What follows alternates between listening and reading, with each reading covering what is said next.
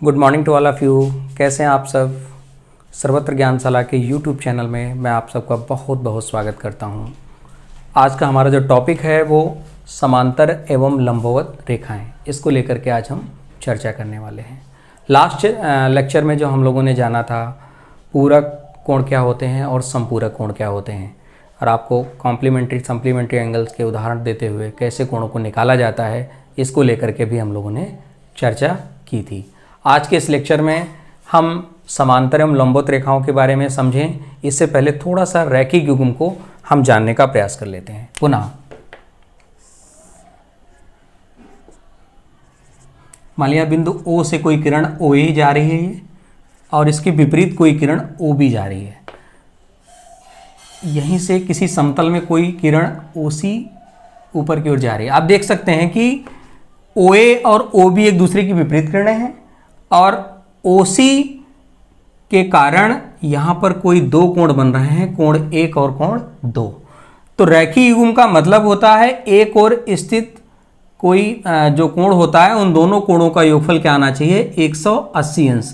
अर्थात कोण 1 और कोण 2 का योगफल क्या आ जाएगा, 180 अंश। और इसको आप लोगों ने ये करके भी देखा था। आप लोगों ने स्वयं चांदे का प्रयोग किया था। चांदे के प्रयोग के जरिए आप लोगों ने देखा था कि ये सदैव कोण 1 और कोण 2 का मान, अगर दो विपरीत किरणें OA और OB हैं तो निश्चित रूप से कोण 1 और कोण 2 हमेशा 180 अंश अर्थात दो समकोण बना रहता है। ये चाहे OC भुजा कम हो जाए, चाहे कोण कम हो जाए इस तरह से, और चाहे आप इसको बढ़ा लें, OC भुजा को बढ़ाते बढ़ाते रहने से कोई भी प्रभाव दोनों कोणों के योगफल पर नहीं पड़ता है। आप चाहे OC को यहां ले आए और चाहे यहां ले आए, इस कंडीशन में भी आप देखेंगे इन दोनों कोणों का योगफल क्या आएगा, 180 अंश आएगा। तो रैखिक युग्म का मतलब है कि उभयनिष्ठ भुजा और उभयनिष्ठ शीर्ष के कारण अगर कोई दो विपरीत किरणें हैं तो एक और स्थित जो दो कोण होते हैं उन दोनों कोणों का योगफल 180 अंश आता है। इसकी जरूरत पड़ेगी इनमें, इसीलिए हमने इसको लेकर के चर्चा की। अब हम बात करना चाह रहे हैं कि समांतर किरणें या समांतर रेखाएं क्या होती हैं। समांतर रेखाओं का मतलब ही होता है कि समान अंतर पर स्थित रेखाएं, ऐसी रेखाएं जो समान अंतर पर स्थित हैं। जैसे कि हम यहां पर देखने का प्रयास करें,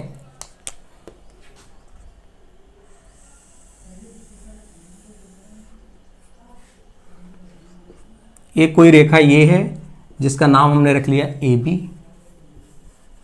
और एक और दूसरी कोई रेखा ये है, इसका नाम हम रख ले रहे हैं CD। ये कोई दो समांतर रेखाएं हैं। अगर ये दोनों रेखाएं समांतर हैं बेटा, तो इनके बीच की जो लंबवत दूरी है ये कभी भी बदलने वाली नहीं है।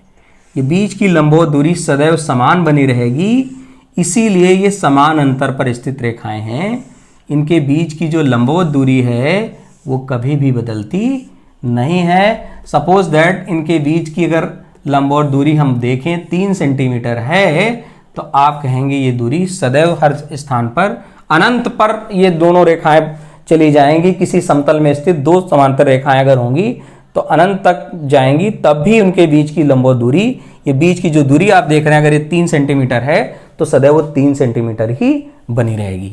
इस बात को आप ध्यान रखना है। जैसे ये 3 सेंटीमीटर है तो आप सारी रेखाओं की लंबाई ये भी देखेंगे, इसकी भी 3 सेंटीमीटर, इसकी भी 3 सेंटीमीटर, तो बीच की जो दूरी है ये सदैव क्या रहेगी, ये बराबर रहेगी, और ये बराबर रहेगी तो दोनों रेखाएं क्या होंगी, समांतर रेखाएं होंगी।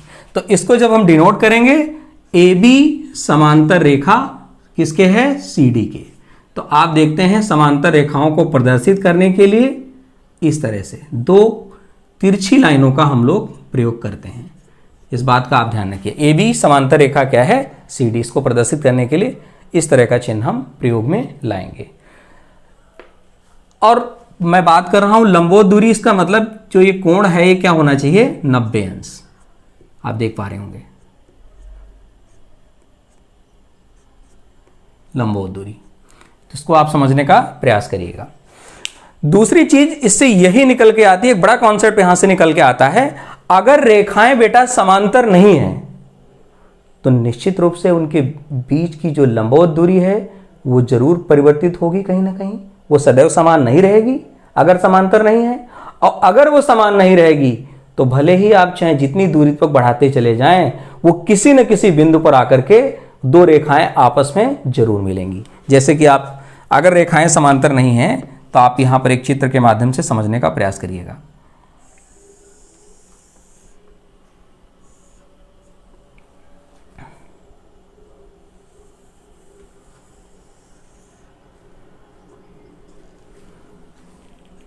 ये कोई रेखाएं हैं दो, मान लिया पहली रेखा पी क्यू है और दूसरी रेखा हमारी आर एस है।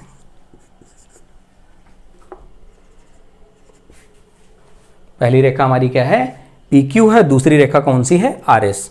तो आप यहां क्या देख रहे हैं, दो रेखाएं अगर समांतर नहीं हैं तो निश्चित रूप से उनके बीच की जो लंबवत दूरी है वो आपस में क्या हो रही है, बदल रही है। आप देख रहे हैं लगातार दूरी क्या होती जा रही है, कम होती जा रही है। और दूरी जब कम होती जाएगी एक समय ऐसा आएगा जहां पर वो दोनों रेखाएं एक दूसरे को मिल जाएंगी और उस बिंदु को क्या कहते हैं, प्रतिच्छेद बिंदु। जैसे कि यहां पर इसका हम नाम रख लें ए या ओ, हम इसका प्रतिच्छेद बिंदु का नाम लिख ले रहे हैं ओ। ओ कोई प्रतिच्छेद बिंदु है। तो आप देखा यहां पर जब दोनों रेखाओं के बीच की दूरी बराबर नहीं थी तो निश्चित रूप से ये दोनों रेखाएं एक दूसरे पर किसी बिंदु पर आकर के मिलेंगी और एक दूसरे को काटेंगी। जिस बिंदु पर काटेंगे उसको बिंदु का नाम देंगे प्रतिच्छेद बिंदु। तो आपने क्या जाना, आपने जाना अगर रेखाएं किसी समतल में स्थित दो रेखाएं समांतर नहीं हैं तो निश्चित रूप से वो दोनों रेखाएं तिर्यक रेखाएं अवश्य होंगी। ये आपने यहां से इस कॉन्सेप्ट से जरूर निकाली। अगर समांतर रेखाएं नहीं है तो बीच की दूरी कहीं ना कहीं बदलेगी और बदलेगी तो भले ही आप चाहे कितना दूरी पर उनको बढ़ाते चले जाएं, कहीं ना कहीं एक समय ऐसा आएगा जहां पर वो एक दूसरे को आकर के मिल जाएंगी और जहां पर मिल जाएंगी वहां पर एक उनका प्रतिच्छेद बिंदु होगा और वो दोनों रेखाएं क्या कहलाएंगी, तब वो रेखाएं समांतर ना रह जाएंगी और क्या रह जाएंगी, उन रेखाओं को कहा जाएगा कौन सी रेखाएं, तिर्यक रेखाएं। तो ये हमारी समांतर रेखाएं थी और ये हमारी कौन सी रेखाएं हो गई, तिर्यक रेखाएं हो गई। तो आप ध्यान रखिएगा ये हमारी कौन सी रेखा हो गई, तिर्यक। अब इसके और महत्वपूर्ण हम बिंदुओं को लेकर के चर्चा करेंगे। वो महत्वपूर्ण बिंदु कौन सा है, आइए समझने का प्रयास करते हैं।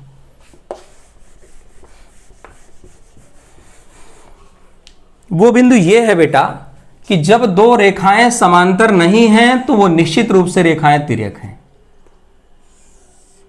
जैसा कि आप चित्र में देख पा रहे हैं। और जब तिर्यक हैं तो वहां पर चार कोण अलग अलग बनेंगे।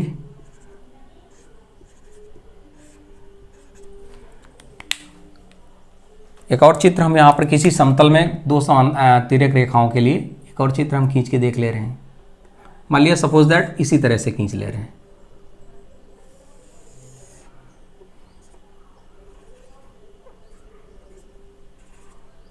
कोण 1, कोण 2, कोण 3 और कोण 4।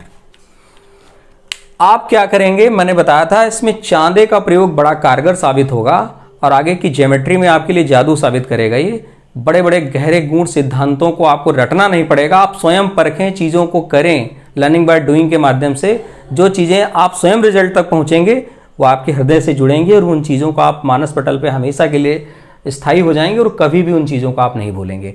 आप क्या करिए, आप करिए ये कि कोण 1 को मापिए चांदे की सहायता से एग्जैक्ट, कोण 2 को मापिए, कोण 3 को मापिए, कोण 4 को मापिए। आप अलग अलग तिर्यक रेखाएं खींच सकते हैं जहां पर वो एक दूसरे को काटेंगी। आप उन चारों कोणों को माप करके देखिए। मापने के बाद एक महत्वपूर्ण निष्कर्ष पे आप पहुंच रहे होंगे। और आप कौन से निष्कर्ष पे पहुंचेंगे, आप देखेंगे कि जहां पर ये दोनों रेखाएं एक दूसरे को मिल रही हैं उनसे बनने वाले जो आमने सामने के कोण हैं वो सदैव बराबर आ रहे हैं। आप देखेंगे कोण 2 और कोण 4 आपस में बराबर आ रहा होगा, कोण 1 और कोण 3 आपस में बराबर आ रहा होगा। आप यहां पर भी देखेंगे कोण 2 और कोण 4 आपस में बराबर आ रहा होगा, कोण 3 और कोण 1 आपस में बराबर आ रहा होगा। ये शीर्ष की ओर जो मुंह करके कोण बनते हैं उन्हें हम कहते हैं शीर्षाभिमुख कोण। कौन सा कोण कहा जाता है, शीर्षाभिमुख कोण।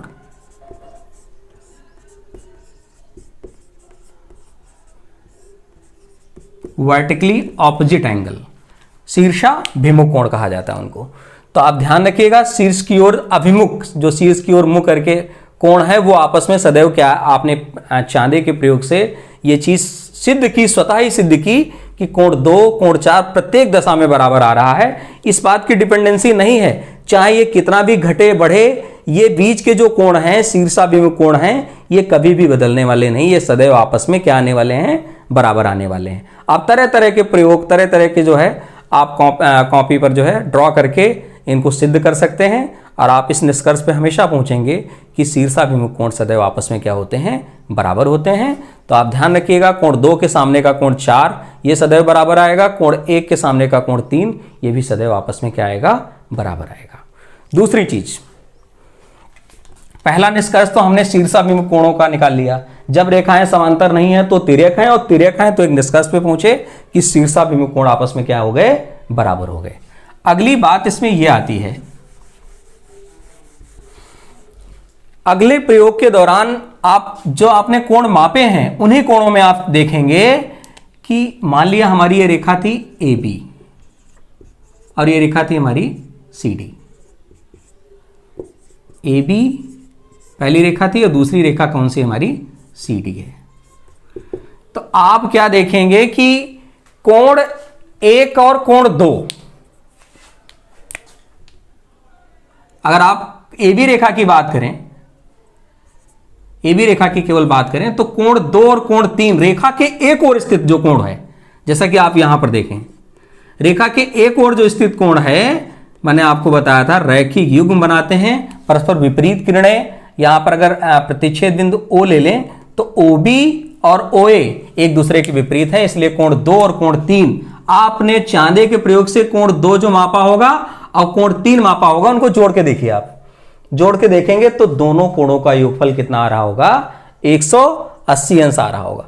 ठीक इसी प्रकार यहां पर नीचे कोण 1 और कोण 4 को आप जोड़ के देखेंगे, इनका योगफल कितना आ रहा होगा, 180 अंश आ रहा होगा। इसलिए क्योंकि एक रैखिक युग्म बनाते हैं, OB और OA विपरीत किरणें हैं, तो निश्चित रूप से कोण 1 और कोण 4 का योगफल 2 समकोण के बराबर होगा। इसी प्रकार कोण 2 और कोण 3 का योगफल 2 समकोण के बराबर अर्थात 180 अंश के बराबर आएगा।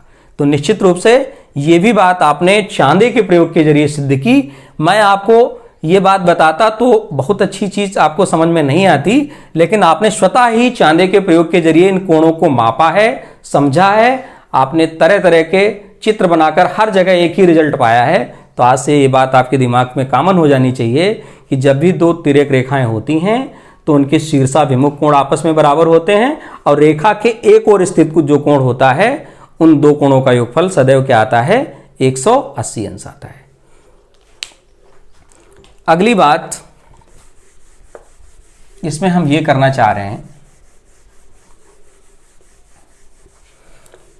कि जब भी किन्हीं दो समांतर रेखाओं को, आप जैसे कि यहां देखें, एक समांतर रेखा ये है और एक समांतर रेखा ये है, सॉरी, जब दो हमारे पास समांतर रेखाएं हैं, इन समांतर रेखाओं को जब कोई एक तिर्यक रेखा काटती है, जैसे कि मान लिया है कि ये रेखा काट रही है इस तरह से, आप देखें दो अलग अलग बिंदुओं पर इनको एक तिर्यक रेखा काट रही है। मान लिया पहली समांतर रेखा हमारी AB है और दूसरी समांतर रेखा हमारी CD है। तो आप तीसरी समांतर रेखा हम लोग रखे ले रहे हैं PQ। तो यहां से भी आप महत्वपूर्ण निष्कर्ष प्राप्त करेंगे। जब भी कोई दो समांतर रेखाएं होती हैं, उनको जब भी कोई तिर्यक रेखा काटती है तो एक ओर के जो कोण होते हैं उनको आप माप करके देखिए। आप माप करके देखिए, जैसे ये दो समांतर रेखाएं थी, इनके बीच की लंबवत दूरी अगर बराबर है, अगर आप दो ऐसी रेखाएं खींच पाए जिनके बीच की दूरी बराबर रखेंगे, इधर साइड से भी या इधर साइड से भी, और बीच की दूरी आप बराबर रखें दोनों साइड में, तो आप एक निष्कर्ष पे पहुंचेंगे। उन पर कोई भी आप तिर्यक रेखा खींचें, ये कोण और ये कोण, तो आप देखेंगे, मान लिया इस कोण का जो नाम हम 1 रखे ले रहे हैं, इस कोण का नाम 2 रखे ले रहे हैं, आप पाएंगे ये दोनों कोण आपस में बराबर आ रहे हैं। और सिर्फ ऐसा एक बार नहीं, हर बार में आपको यही मिलेगा। दो समांतर रेखाएं किसी समतल में एक बार मैंने पुनः खींची, और इस यहाँ पर हम चेक करके देख रहे हैं, यहाँ पर आप देखेंगे एक और किस जो कोण है ये भी आपस में बराबर आएंगे। यहाँ पर आप चेक करके देख लीजिए, ये वाला कोण इस वाले कोण के आपस में बराबर आएगा। तो जब भी दो समांतर रेखाएं को एक तिर्यक रेखा काटती है, इस तरह से आप देखेंगे ये जो कोण हैं निश्चित रूप से आपस में बराबर आएंगे और इन कोणों को कहते हैं एकांतर कोण। आप चांदे की सहायता से इन कोणों को माप करके देखिए, दो समांतर रेखाएं लीजिए, बीच की लंबवत दूरी अगर बराबर रखेंगे आप तो उनको काटने वाली कोई भी तिर्यक रेखा होगी तो आप देखेंगे एक और स्थित जो दोनों कोण होंगे वो आपस में बराबर आएंगे, जैसा कि आपने यहाँ देखा। इन कोणों को हम लोग नाम देते हैं एकांतर कोण। अतः दो समांतर रेखाओं को जब भी कोई एक तिर्यक रेखा काटती है तो एकांतर कोण आपस में क्या होते हैं, बराबर होते हैं। यह भी बात आपने सीख ली। अगली चीज, और इस चीज को आप, मैं चाहूंगा मैं रटे नहीं, आप इस चीज को जब आप स्वयं चांदे से माप करके देखेंगे, स्वयं रिजल्ट को परखेंगे, जानेंगे, तो वो चीज आपके दिमाग में स्थायी हो जाएगी। आप उस चीज को कभी भी नहीं भूलेंगे क्योंकि उस चीज को स्वयं आपने करके देखा है। मैं अगर आपको बताता कि एकांतर कोण आपस में बराबर होते हैं तो ये बात रटने वाली होती, लेकिन आपने स्वयं स्वतः खींचा, दो समांतर रेखाएं खींची, उनसे तिर्यक रेखा डाली और आपने देखा वास्तव में एकांतर कोण आपस में मापने के बाद हाँ बराबर आ गए। तो निश्चित रूप से आप कह सकते हैं दो समांतर रेखाओं को जब भी कोई तिर्यक रेखा काटेगी तो एकांतर कोण आपस में क्या होंगे, बराबर होंगे। एक और इसमें महत्वपूर्ण चीज आप देखेंगे। कौन से महत्वपूर्ण चीज आप देखने वाले हैं, आइए देखते हैं। आपने देखा एकांतर कोण बराबर हो गए, आपने देखा शीर्षाभिमुख कोण बराबर हो गए, और तीसरी बात जो मैं करना चाह रहा हूं,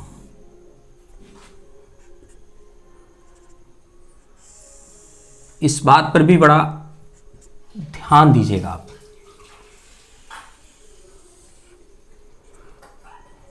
किसी समतल में स्थित दो समांतर रेखाएं मान लिया हमारे लिए, ये पहली समांतर रेखा L है, दूसरी समांतर रेखा M है और तीसरी तिर्यक रेखा, इनको N अलग अलग बिंदुओं P और Q पर क्या कर रही है, काट रही है।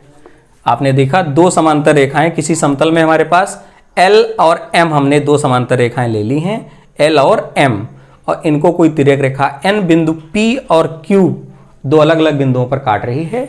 तो यहां से एक और महत्वपूर्ण निष्कर्ष पे हम पहुंचने जा रहे हैं। आप क्या करिए, इस कोण का नाम 1 दे दीजिए, इस कोण का नाम 2 दे दीजिए, इस कोण का नाम 3 दे दीजिए, इसको 4 दे दीजिए, इसको 5 दे दीजिए, इसको 6, इसको 7 और इसको 8। एक और महत्वपूर्ण निष्कर्ष आपको मिलने वाला है।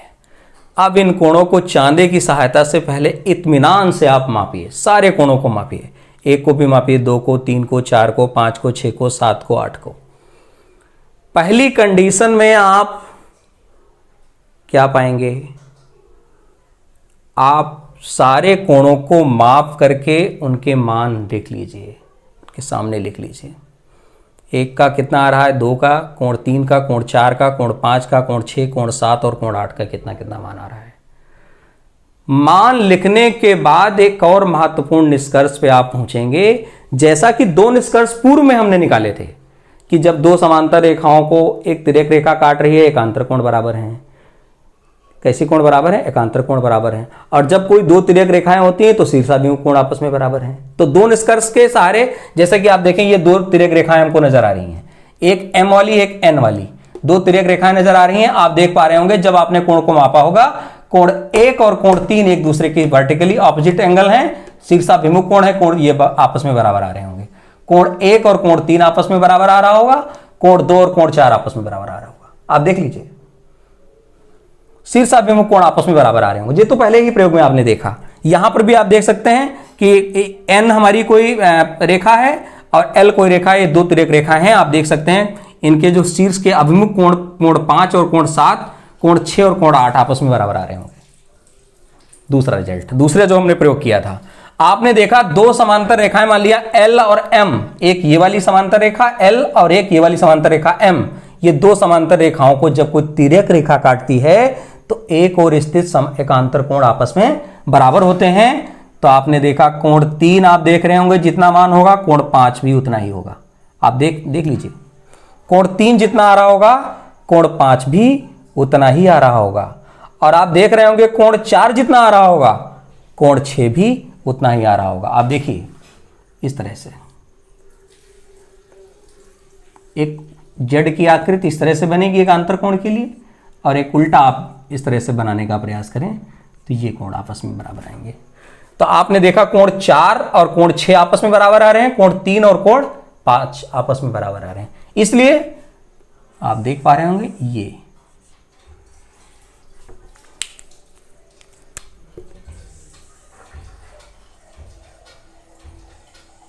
कोण 3 और कोण 5 आपस में बराबर आ रहे होंगे, इसी तरह कोण 4 और कोण 6 भी आपस में बराबर आ रहे होंगे। ये उल्टा जेड की आकृति बन रही। दूसरा निष्कर्ष, ये दोनों ही निष्कर्ष आपने स्वयं पहले ही किए हैं, और एक तीसरा निष्कर्ष आप प्राप्त करने जा रहे हैं। वो कौन सा निष्कर्ष है? आप पा रहे होंगे कि कोण 1 और कोण 5, कोण 1 और कोण 5 ये दोनों आपस में बराबर आ रहे होंगे। कोण 2 और कोण 6 ये भी आपस में बराबर आ रहे होंगे।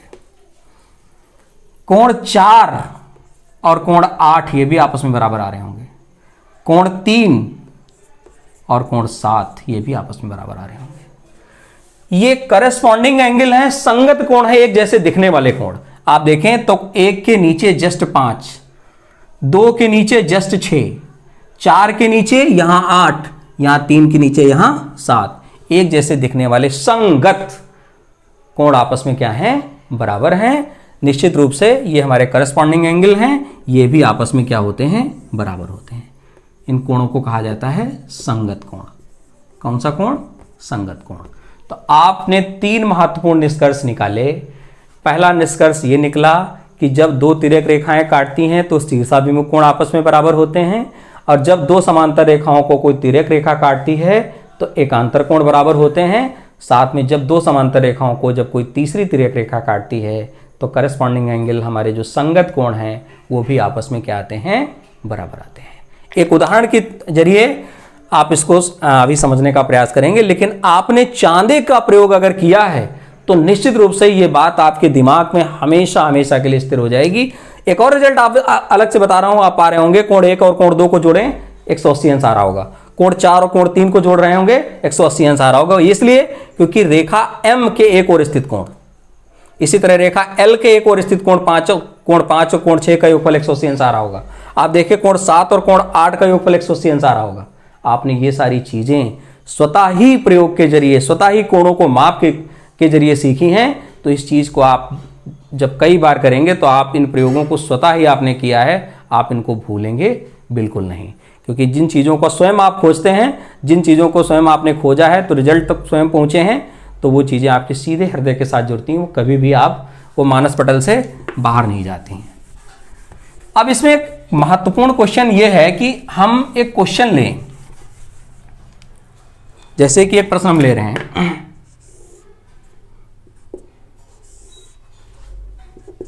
दो समांतर रेखा मान लिया, पहली L और दूसरी N है, और इनको कोई एक तिर्यक रेखा L काट रही है।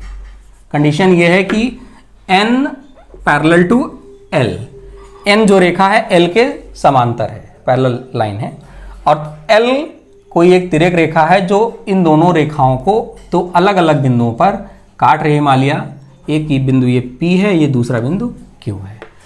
इस कोण का मान अगर हमने दे रखा है, ये मान लिया कोण 1 है, और ये कोण 2 है, ये कोण 3 है, ये कोण 4 है, ये कोण 5 है, ये कोण 6 है, ये 7 है और ये 8 है। अगर कोण 1 का मान बेटा मैंने दे रखा है कि 30 अंश है, तो आप सारे कोणों का मान निकाल पाएंगे। कैसे? आपने अगर तीनों बातों को आपके दिमाग में मोरल हो चुकी हैं तो निश्चित रूप से आप निकाल पाएंगे। आते हैं सारे कोणों को निकालने के ऊपर। सबसे पहली कंडीशन में L और इस रेखा का नाम हम रखे ले रहे हैं यहां पर M। कौन सा? M।